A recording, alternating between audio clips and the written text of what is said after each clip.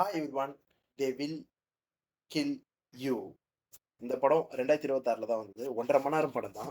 தரமான ஆக்ஷன் படம். நீங்க ஆக்ஷன் விரும்பினா கண்டிப்பா பார்க்கலாம்.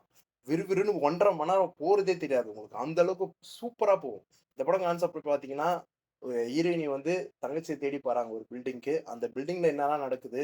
பில்டிங் ஃபுல்லா ஆக்ஷன் தான். 1 1/2 மணி நேரம் படம்னா 1 1/2 மணி நேரமும் ஆக்ஷன் தான்.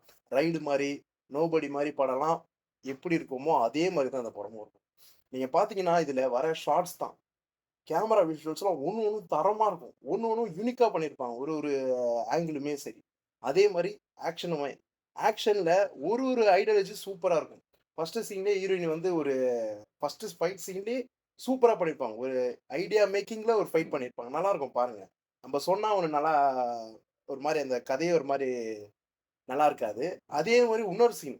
என்னன்னா, ஒரு கண்ண வச்சு ஸ்பை பண்ற மாரி ஒரு சீன் எடுத்திருப்பாங்க. நம்ப கண்ணு ஐய வந்து அப்படியே ஐபாலா நவுந்து நவுந்து ஒரு சீன் போகும்.